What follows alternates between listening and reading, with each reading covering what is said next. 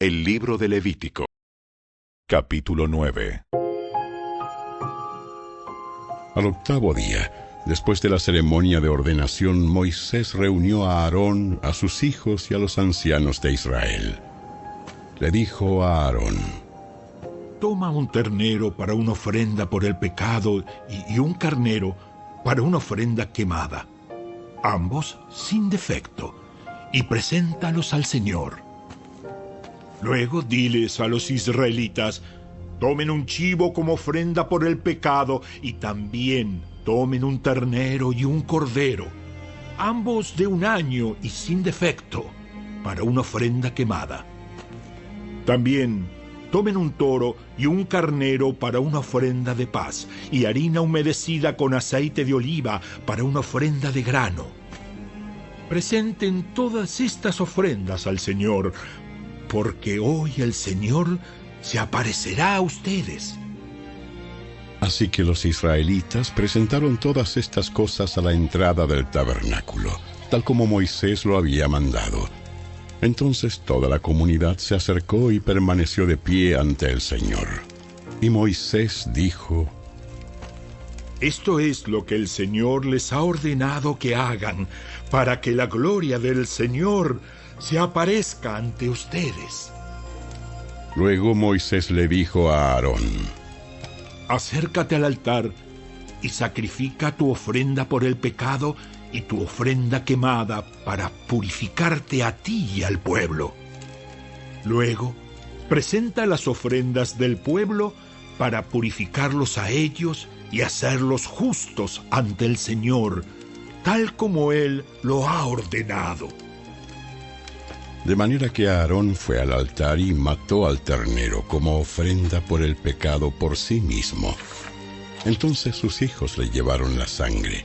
Él mojó su dedo en ella y la puso en los cuernos del altar, y después derramó el resto de la sangre al pie del altar. Luego quemó sobre el altar la grasa, los riñones y el lóbulo largo del hígado de la ofrenda por el pecado, tal como el Señor se lo había ordenado a Moisés. Sin embargo, quemó la carne y la piel fuera del campamento. A continuación, Aarón mató al animal para la ofrenda quemada, y sus hijos le llevaron la sangre, y él la salpicó por todos los lados del altar.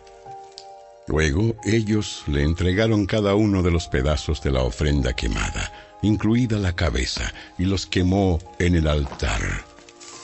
Después lavó las vísceras y las patas y las quemó en el altar junto con el resto de la ofrenda quemada. Después Aarón presentó las ofrendas del pueblo. Mató al chivo del pueblo y lo presentó como una ofrenda por el pecado, tal como lo había hecho con la ofrenda por su propio pecado. Luego presentó la ofrenda quemada y la sacrificó en la forma establecida. También presentó la ofrenda de grano y quemó un puñado de la mezcla de harina en el altar, además de la ofrenda quemada habitual de la mañana.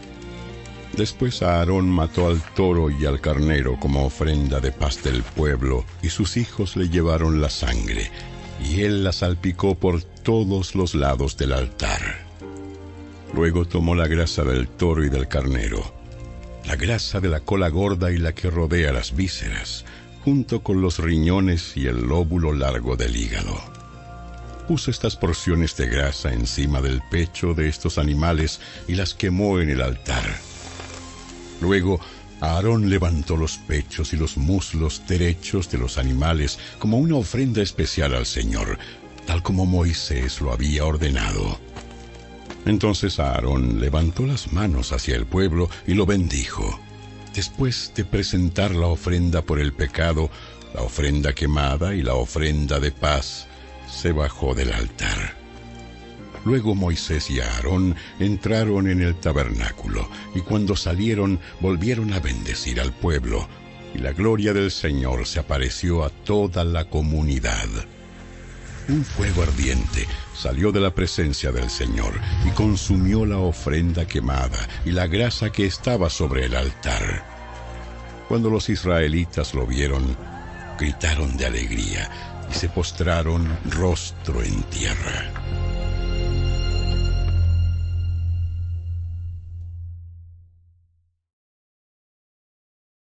Capítulo 10. Nadab y Abiú, hijos de Aarón, pusieron carbones encendidos en sus incensarios y encima esparcieron incienso. De esta manera desobedecieron al Señor al quemar ante él un fuego equivocado, diferente al que él había ordenado. Como consecuencia, un fuego ardiente salió de la presencia del Señor y los consumió por completo, y murieron ahí ante el Señor. Así que Moisés le dijo a Aarón: Esto quiso decir el Señor cuando dijo: Te mostraré mi santidad por medio de los que se acercan a mí. Te mostraré mi gloria ante todo el pueblo. Y Aarón guardó silencio. Después Moisés llamó a Misael y a Elzafán, primos de Aarón e hijos de Uziel, que era tío de Aarón, y les dijo: Vengan y llévense los cuerpos de sus parientes de delante del santuario a un lugar fuera del campamento. Entonces se acercaron, los agarraron por la ropa y los llevaron fuera del campamento, tal como Moisés lo había mandado. Luego Moisés les dijo a Aarón y a sus hijos Eleazar e Itamar: No rasguen su ropa ni dejen de peinarse en señal de dolor. Si lo hacen, morirán. Y el enojo del Señor herirá a toda la comunidad de Israel. Sin embargo, el resto de los israelitas, sus parientes, podrán hacer duelo a causa de la destrucción por fuego de Nadab y Abiú que hizo el Señor. Pero no salgan de la entrada del tabernáculo o morirán, porque ustedes fueron ungidos con el aceite de unción del Señor. Entonces hicieron lo que Moisés les ordenó. Después el Señor le dijo a Aarón: Tú y tus descendientes nunca deben beber vino ni ninguna otra bebida alcohólica antes de entrar en el tabernáculo. Si lo hacen, morirán. Esta es una ley perpetua para ustedes, que se cumplirá de generación en generación. Deben distinguir entre lo sagrado y lo común, entre lo que es ceremonialmente impuro y lo que es puro. Y deben enseñarles a los israelitas todos los decretos que el Señor les ha dado por medio de Moisés. Luego Moisés les dijo a Aarón y a los hijos que le quedaban, Eleazar e Itamar: Tomen lo que queda de la ofrenda de grano, después de que se haya presentado una porción como ofrenda especial al Señor, y cómanla junto al altar. Es sumamente santa. Por lo tanto, asegúrense de que no contenga levadura. Deberán comerla en un lugar sagrado, porque se les dio a ustedes y a sus descendientes como su porción de las ofrendas especiales que se presentan al Señor. Estos son los mandatos que me fueron dados. Sin embargo, el pecho y el muslo que fueron levantados como ofrenda especial podrán comérselos en cualquier lugar que sea ceremonialmente puro. Estas partes se te han dado a ti y a tus descendientes como su porción de las ofrendas de paz presentadas por el pueblo de Israel. Deberán levantar el muslo y el pecho como ofrenda especial al Señor, junto con la grasa de las ofrendas especiales. Estas partes te pertenecerán a ti y a tus descendientes, tal como el Señor ha ordenado. Luego Moisés les preguntó qué había sucedido con el chivo de la ofrenda por el pecado. Cuando descubrió que había sido quemado, se enojó mucho con Eleazar e Itamar, los hijos que le quedaban a Aarón. ¿Por qué no comieron la ofrenda por el pecado en el lugar sagrado? ¡Es una ofrenda santa! El Señor se la dio a ustedes para quitar la culpa de la comunidad y purificar al pueblo, y hacer lo justo ante el Señor. Puesto que la sangre del animal no fue llevada al lugar santo, ustedes debieron haberse comido la carne en el lugar sagrado, como lo ordené.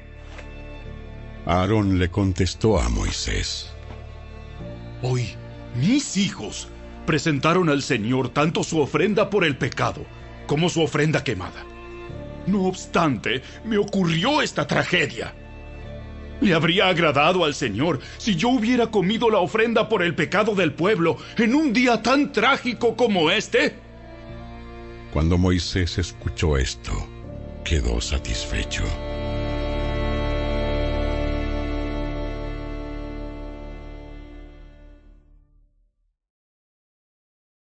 Capítulo 11.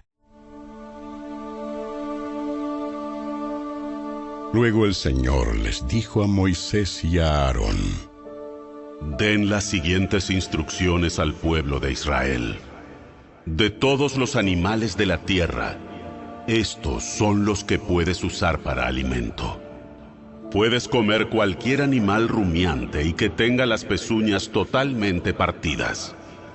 Sin embargo, no puedes comer los siguientes animales que tienen las pezuñas partidas o que rumian, pero no ambas cosas. El camello rumia, pero no tiene pezuñas partidas, así que es ceremonialmente impuro para ti. El damán rumia, pero no tiene pezuñas partidas, por lo tanto, es impuro. La liebre rumia, pero no tiene pezuñas partidas, así que es impura. El cerdo tiene pezuñas partidas de manera pareja, pero no rumia. También es impuro. No puedes comer la carne de estos animales, ni siquiera tocar el cadáver. Son ceremonialmente impuros para ti. De todos los animales que viven en el agua, estos son los que puedes usar como alimento. Puedes comer cualquier animal del agua que tenga tanto aletas como escamas, sea que procedan de agua salada o de los arroyos. Sin embargo, nunca comas ningún animal del mar o de los ríos que no tenga aletas y escamas. Son detestables para ti. Esto incluye tanto a las criaturas pequeñas que viven en aguas poco profundas, como a todas las criaturas que viven en aguas profundas. Siempre serán detestables para ti. Nunca deberás comer su carne, ni siquiera tocar su cadáver. Todo animal del agua que no tenga tanto aletas como escamas es detestable para ti. Estas son las aves que son detestables para ti y no deberás comerlas: el buitre grifón, el quebrantahuesos, el buitre de cabeza negra, el milano, los halcones de toda clase, los cuervos de toda clase, el búho real, la lechuza campestre, la gaviota, los gavilanes de toda clase, el búho pequeño, el cuervo marino, el búho grande, la lechuza común, la lechuza del desierto, el buitre egipcio, la cigüeña, las garzas de toda clase, la abubilla y el murciélago. No debes comer insectos alados que caminan por el suelo. Son detestables para ti. Sin embargo, puedes comer insectos alados que caminan por el suelo y que tengan articulaciones para poder saltar. Los insectos que se te permite comer incluyen toda clase de langostas, langostones, grillos y saltamontes. Todos los demás insectos alados que caminan sobre el suelo son detestables para ti. Las siguientes criaturas te harán ceremonialmente impuro. Cualquiera que toque el cadáver de uno de esos animales quedará contaminado hasta el anochecer. Y si levanta el cadáver, deberá lavar su ropa y quedará contaminado hasta el anochecer. Todo animal que tenga pezuñas, pero que no estén partidas de manera pareja y que no rumie, es impuro para ti. Cualquiera que toque el cadáver de dicho animal quedará contaminado. de los animales que caminan en 4 patas, los que se apoyan sobre sus plantas son impuros. Cualquiera que toque el cadáver de dicho animal quedará contaminado hasta el anochecer. Si alguien levanta el cadáver, deberá lavar su ropa y permanecerá contaminado hasta el anochecer. Estos animales son impuros para ti. De los animales pequeños que corren por el suelo, estos serán impuros para ti: la rata topo, la rata, los lagartos grandes de toda clase, el geco, el varano, el lagarto común, la lagartija de arena y el camaleón. Todos estos animales pequeños son impuros para ti. Cualquiera que toque el cadáver de dichos animales quedará contaminado hasta el anochecer. Si alguno de estos animales muere y cae sobre algo, ese objeto será impuro, ya sea un objeto hecho de madera, de tela, de cuero o de tela áspera. Cualquiera que sea su uso, deberá sumergirse en agua y quedará contaminado hasta el anochecer. Después de esto, quedará ceremonialmente puro y podrá usarse de nuevo. Si uno de estos animales cae en una olla de barro, todo lo que haya en la olla quedará contaminado y habrá que romper la olla. Si el agua de dicho recipiente cae sobre cualquier alimento, este quedará contaminado y cualquier bebida que haya en el recipiente quedará contaminada. Cualquier objeto sobre el que caiga el cadáver de dichos animales quedará contaminado. Si es un horno o un fogón, deberá ser destruido porque está contaminado y debes tratarlo como tal. Sin embargo, si el cadáver de uno de estos animales cae en un manantial o en una cisterna, el agua permanecerá pura, pero cualquiera que toque el cadáver quedará contaminado. Si el cadáver cae sobre la semilla que será sembrada en el campo, aún así, la semilla será considerada pura. Pero si la semilla está húmeda cuando el cadáver cae sobre ella, la semilla quedará contaminada. Si un animal que te está permitido comer muere y alguien toca el cadáver, esa persona quedará contaminada hasta el anochecer. Si come de su carne o se lleva el cadáver, deberá lavar su ropa y permanecerá contaminada hasta el anochecer. Todos los animales pequeños que corren por el suelo son detestables y nunca deberás comerlos. Esto incluye todos los animales que se deslizan sobre el vientre, como también los de 4 patas y los de muchas patas. Todos esos animales que corren por el suelo son detestables y nunca deberás comerlos. No te contamines a ti mismo al tocarlos, no te hagas ceremonialmente impuro a causa de ellos. Pues yo soy el Señor tu Dios. Debes consagrarte y ser santo, porque yo soy santo. Así que no te contamines al tocar cualquiera de estos animales pequeños que corren por el suelo. Pues yo, el Señor, soy quien te sacó de la tierra de Egipto para ser tu Dios. Por lo tanto, sé santo porque yo soy santo. Estas son las instrucciones con respecto a los animales terrestres, las aves, los seres marinos y los animales que corren por el suelo. Mediante estas instrucciones sabrás lo que es impuro y lo que es puro, y también los animales que puedes comer y los que no puedes comer.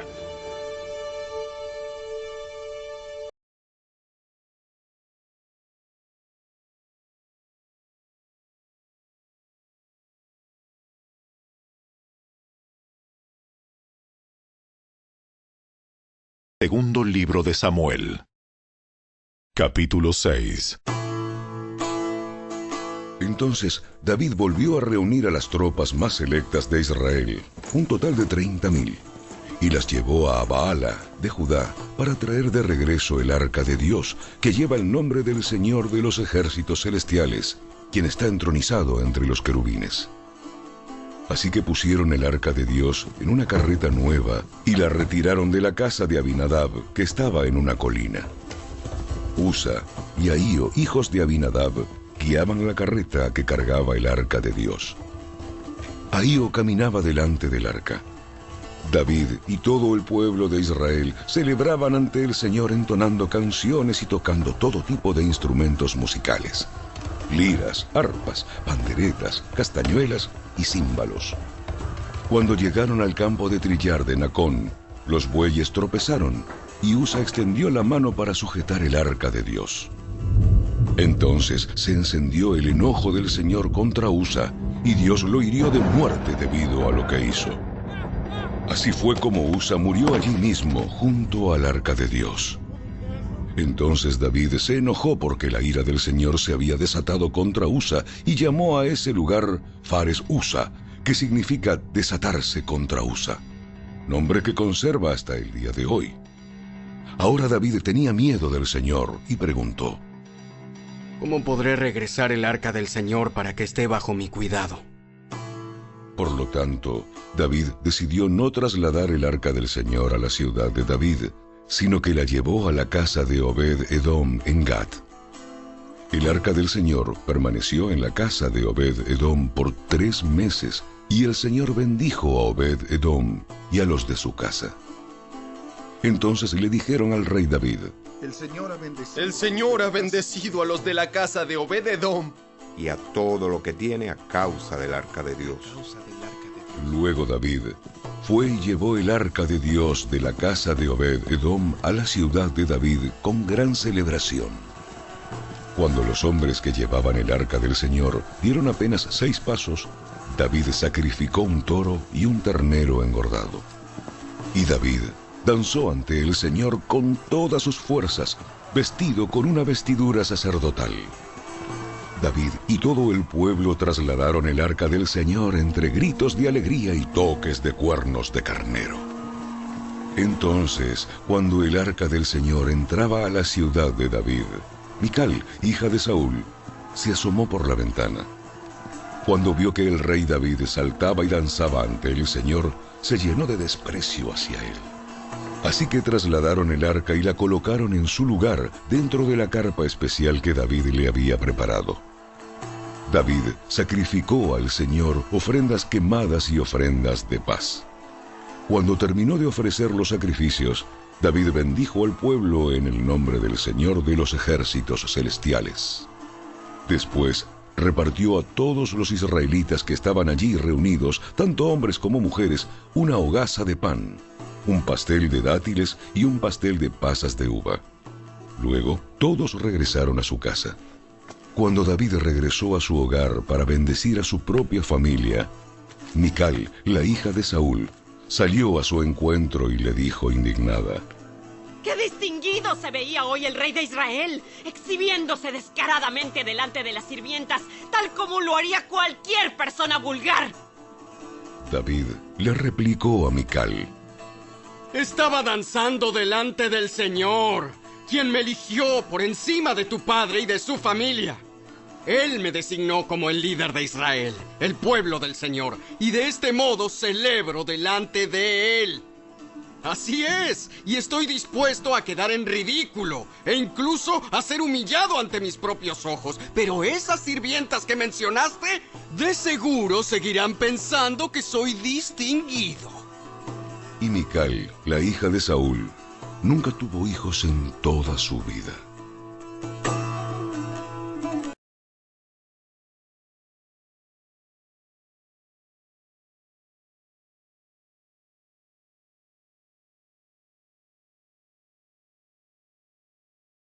El Evangelio según Mateo. Capítulo 7.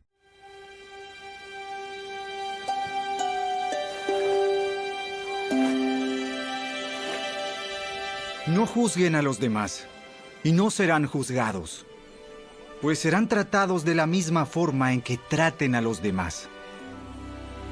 El criterio que usen para juzgar a otros es el criterio con el que se les juzgará a ustedes. ¿Y por qué te preocupas por la astilla en el ojo de tu amigo cuando tú tienes un tronco en el tuyo? ¿Cómo puedes pensar en decirle a tu amigo, déjame ayudarte a sacar la astilla de tu ojo, cuando tú no puedes ver más allá del tronco que está en tu propio ojo? Hipócrita. Primero quita el tronco de tu ojo. Después verás lo suficientemente bien para ocuparte de la astilla en el ojo de tu amigo. No desperdicies lo que es santo en gente que no es santa. No arrojes tus perlas a los cerdos. Pisotearán las perlas y luego se darán vuelta y te atacarán. Sigue pidiendo y recibirás lo que pides. Sigue buscando y encontrarás. Sigue llamando y la puerta se te abrirá. Pues todo el que pide, recibe. Todo el que busca, encuentra. Y a todo el que llama, se le abrirá la puerta. Ustedes, los que son padres, si sus hijos les piden un pedazo de pan, ¿acaso les dan una piedra en su lugar? ¿O si les piden un pescado, les dan una serpiente? ¡Claro que no! Así que si ustedes, gente pecadora, saben dar buenos regalos a sus hijos, ¿cuánto más su Padre Celestial dará buenos regalos a quienes le pidan? Haz a los demás todo lo que quieras que te hagan a ti. Esa es la esencia de todo lo que se enseña en la ley y en los profetas. Solo puedes entrar en el reino de Dios a través de la puerta angosta. La carretera al infierno es amplia y la puerta es ancha para los muchos que escogen ese camino. Sin embargo, la puerta de acceso a la vida es muy angosta y el camino es difícil. Y son solo unos pocos los que alguna vez lo encuentran. Ten cuidado de los falsos profetas que vienen disfrazados de ovejas inofensivas, pero en realidad son lobos feroces. Puedes identificarlos por su fruto, es decir, por la manera en que se comportan. ¿Acaso puedes recoger uvas de los espinos o higos de los cardos? Un buen árbol produce frutos buenos y un árbol malo produce frutos malos. Un buen árbol no puede producir frutos malos y un árbol malo no puede producir frutos buenos. Por lo tanto, todo árbol que no produce frutos buenos se corta y se arroja al fuego. Así es, de la misma manera que puedes identificar un árbol por su fruto, puedes identificar a la gente por sus acciones. No todo el que me llama Señor, Señor, entrará en el reino del cielo. Solo entrarán aquellos que verdaderamente hacen la voluntad de mi Padre que está en el cielo.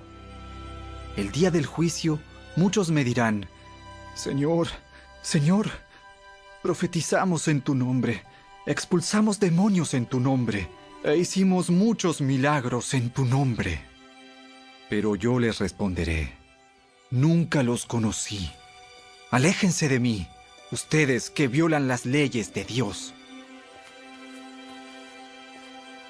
Todo el que escucha mi enseñanza y la sigue es sabio, como la persona que construye su casa sobre una roca sólida.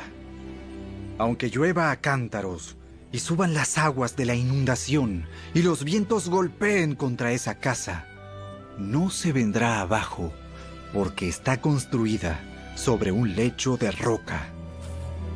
Sin embargo, el que oye mi enseñanza y no la obedece es un necio, como la persona que construye su casa sobre la arena. Cuando vengan las lluvias y lleguen las inundaciones y los vientos golpeen contra esa casa, se derrumbará con un gran estruendo. Cuando Jesús terminó de decir esas cosas, las multitudes quedaron asombradas de su enseñanza, porque lo hacía con verdadera autoridad, algo completamente diferente de lo que hacían los maestros de la ley religiosa.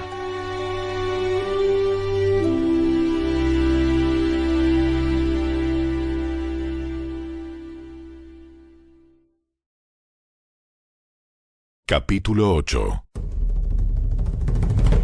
Al bajar Jesús por la ladera del monte, grandes multitudes lo seguían. De repente, un leproso se le acercó y se arrodilló delante de él. Señor, si tú quieres, puedes sanarme y dejarme limpio. Jesús extendió la mano y lo tocó.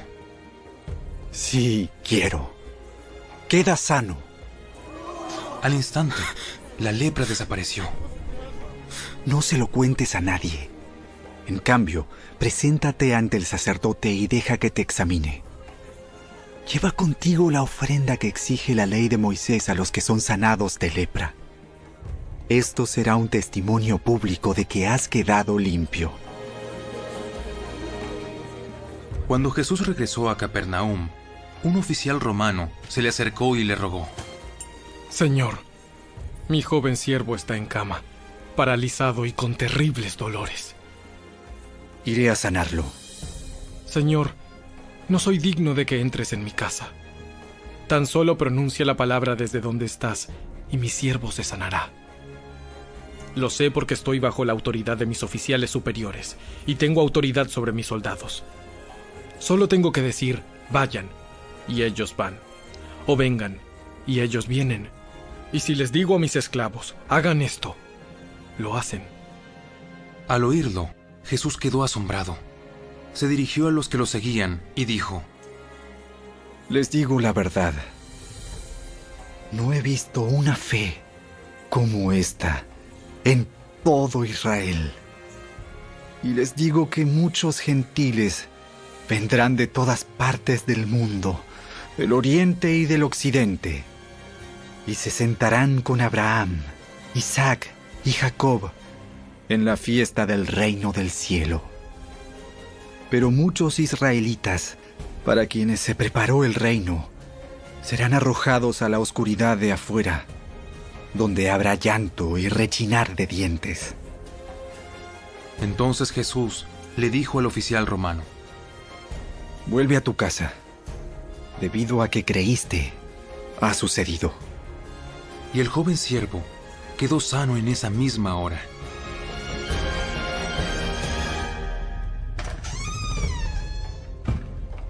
Cuando Jesús llegó a la casa de Pedro, la suegra de Pedro estaba enferma en cama con mucha fiebre.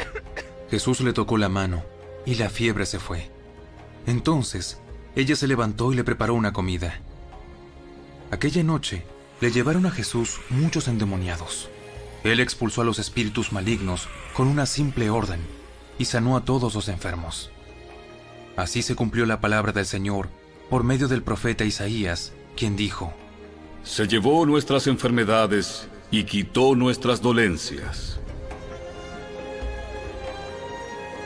Cuando Jesús vio a la multitud que lo rodeaba, dio instrucciones a sus discípulos de que cruzaran al otro lado del lago. Entonces, uno de los maestros de la ley religiosa le dijo: Maestro, te seguiré a donde quiera que vayas. Los zorros tienen cuevas donde vivir, y los pájaros tienen nidos. Pero el Hijo del Hombre no tiene ni siquiera un lugar donde recostar la cabeza. Otro de sus discípulos dijo: Señor, deja que primero regrese a casa y entierre a mi padre. Sígueme ahora. Deja que los muertos espirituales entierren a sus propios muertos. Luego, Jesús entró en la barca y comenzó a cruzar el lago con sus discípulos. De repente, se desató sobre el lago una fuerte tormenta, con olas que entraban en el barco, pero Jesús dormía. Los discípulos fueron a despertarlo. ¡Señor! ¡Señor! ¡Sálvanos! ¡Nos vamos a ahogar! ¡Nos vamos a ahogar! ¿Por qué tienen miedo? Tienen tan poca fe. Entonces se levantó y reprendió al viento y a las olas. Y de repente hubo una gran calma. Los discípulos quedaron asombrados y preguntaron: ¿Quién es este hombre? Hasta el viento y las olas lo obedecen. Cuando Jesús llegó al otro lado del lago, a la región de los Gadarenos, 2 hombres que estaban poseídos por demonios salieron a su encuentro. Vivían en un cementerio y eran tan violentos que nadie podía pasar por esa zona. Comenzaron a gritarle: ¿Por qué te entrometes con nosotros, Hijo de Dios? Has venido aquí para torturarnos antes del tiempo establecido por Dios. Sucedió que a cierta distancia había una gran manada de cerdos alimentándose. Entonces los demonios suplicaron: Si nos echas afuera, envíanos a esa manada de cerdos. Muy bien, vayan. Entonces los demonios salieron de los hombres y entraron en los cerdos. Y toda la manada se lanzó al lago por el precipicio y se ahogó en el agua. Los hombres que cuidaban los cerdos huyeron a la ciudad cercana y contaron a todos lo que había sucedido con los endemoniados. Entonces, toda la ciudad salió al encuentro de Jesús, pero le rogaron que se fuera y los dejara en paz.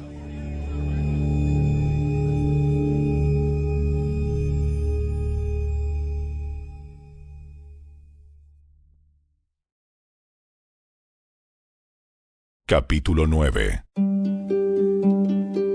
Jesús subió a una barca y regresó al otro lado del lago, a su propia ciudad. Unos hombres le llevaron a un paralítico en una camilla. Al ver la fe de ellos, Jesús le dijo al paralítico: Ánimo, hijo mío. Tus pecados son perdonados. Entonces, algunos de los maestros de la ley religiosa decían en su interior: Es una blasfemia.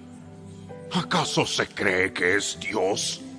Jesús sabía lo que ellos estaban pensando, así que les preguntó: ¿Por qué tienen pensamientos tan malvados en el corazón? ¿Qué es más fácil decir? ¿Tus pecados son perdonados? ¿O ponte de pie y camina? Así que les demostraré que el Hijo del Hombre tiene autoridad en la tierra para perdonar pecados. Entonces Jesús miró al paralítico y dijo: Ponte de pie, toma tu camilla y vete a tu casa. El hombre se levantó de un salto y se fue a su casa. Al ver esto, el temor se apoderó de la multitud y alababan a Dios por enviar a un hombre con tanta autoridad. Mientras caminaba, Jesús vio a un hombre llamado Mateo sentado en su cabina de cobrador de impuestos y le dijo: Sígueme y sé mi discípulo. Entonces Mateo se levantó y lo siguió. Más tarde, Mateo invitó a Jesús y a sus discípulos a una cena en su casa, junto con muchos cobradores de impuestos y otros pecadores de mala fama. Cuando los fariseos vieron esto, preguntaron a los discípulos: ¿Por qué su maestro come con semejante escoria? Cuando Jesús los oyó, les dijo: La gente sana no necesita médico. Los enfermos sí. Luego añadió: Ahora vayan y aprendan el significado de la siguiente escritura. Quiero que tengan compasión, no que ofrezcan sacrificios. Pues no he venido a llamar a los que se creen justos, sino a los que saben que son pecadores. Un día, los discípulos de Juan el Bautista se acercaron a Jesús y le preguntaron: ¿Por qué tus discípulos no ayunan, como lo hacemos nosotros y los fariseos? Jesús respondió: ¿Acaso los invitados de una boda están de luto mientras festejan con el novio? Por supuesto que no. Pero un día el novio será llevado y entonces sí ayunarán. Además, ¿a quién se le ocurriría remendar una prenda vieja con tela nueva? Pues el remiendo nuevo encogería y se desprendería de la tela vieja, lo cual dejaría una rotura aún mayor que la anterior. Y nadie pone vino nuevo en cueros viejos, pues los cueros viejos se reventarían por la presión y el vino se derramaría y los cueros quedarían arruinados. El vino nuevo se guarda en cueros nuevos para preservar a ambos. Mientras Jesús decía esas cosas, el líder de una sinagoga se le acercó y se arrodilló delante de él. Mi hija acaba de morir. Pero tú puedes traerla nuevamente a la vida, solo con venir y poner tu mano sobre ella. Entonces Jesús y sus discípulos se levantaron y fueron con él. Justo en ese momento, una mujer quien hacía 12 años que sufría de una hemorragia continua, se le acercó por detrás. Tocó el fleco de la túnica de Jesús, porque pensó: si tan solo toca su túnica, quedaré sana. Jesús se dio vuelta y cuando la vio le dijo: ánimo, hija, tu fe te ha sanado. Y la mujer quedó sana en ese instante. Cuando Jesús llegó a la casa del oficial, vio a una ruidosa multitud y escuchó la música del funeral. ¡Salgan de aquí! La niña no está muerta, solo duerme. Pero la gente se rió de él. Sin embargo, una vez que hicieron salir a todos, Jesús entró y tomó la mano de la niña, y ella se puso de pie.